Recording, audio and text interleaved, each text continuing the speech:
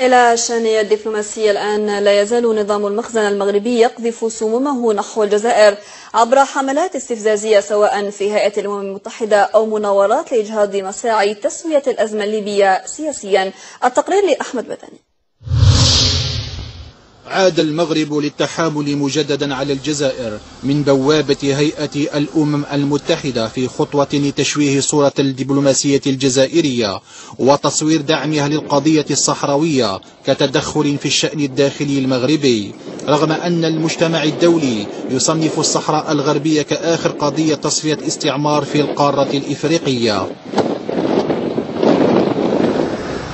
المغرب وبعد أن مني بالعديد من الانتكاسات الدبلوماسية صوب سهامه نحو تحركات الجزائر لتسوية النزاع في ليبيا، وهو ما كشفته برقية مسربة تحدثت عن تواطؤ أمريكي مغربي لعرقلة مساعي الجزائر الرامية لإبعاد شبح التدخل الأجنبي. هي والله ممكن تكون الولايات المتحدة الأمريكية أو بعض الدول الغربية طلبت من المملكة المغربية أن تلعب دور في الملف الليبي، هذا ممكن.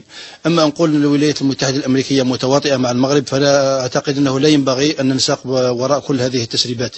فالولايات المتحدة الأمريكية عندما ترغب في تنفيذ أجندة خاصة بها فهي تستطيع أن تنفذها، والأدلة كثيرة على مستوى الدولي بما فيها قضية الفيفا.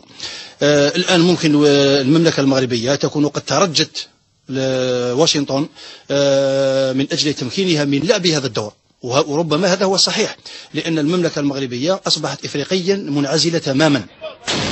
المراقبون للشأن السياسي يذهبون إلى أن الأزمة الليبية تمثل قضية جوهرية في الفضاء الجيوستراتيجي، ومنطق البراغماتية ولغة المصالح المتبادلة هي سبب التواطؤ الأمريكي المغربي للتشويش على الجهود الجزائرية للوصول لتسوية سلمية للنزاعات الدولية.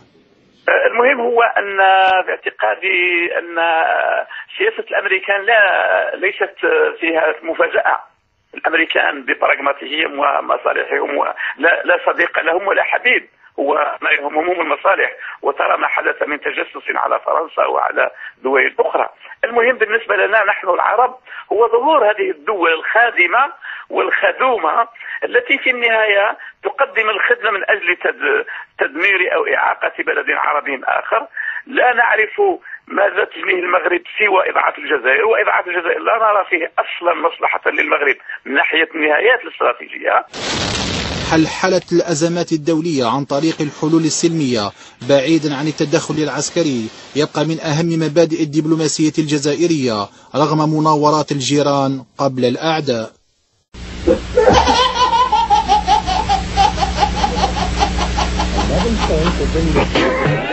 أمريكا لها مشروع كذلك، تريد أن تستحوذ على المنطقة أمنيا واقتصاديا وثقافيا وكذا، وهو مشروع الأفريكوم المعروف. لا تمانع في تنافس وفيه لا نرفضه رفضا. ما هو تعليقكم على الاتفاقيات النفطية اللي أبرمتها الجزائر أخيرا مع الولايات المتحدة الأمريكية؟ ما هو تعليقكم على الزحف الصيني على الجزائر حاليا والمستثمرين الصينيين؟ يا أخي الكريم، وأكبر معادلات جنوب المتوسط نعيش اليوم فقر، نعيش قوارب موت من تحفير شبابنا، نعيش إرهاب، أكثر من نسبة 40% بطالة شفتها في الجزائر بين المقهى والمقهى مقهى.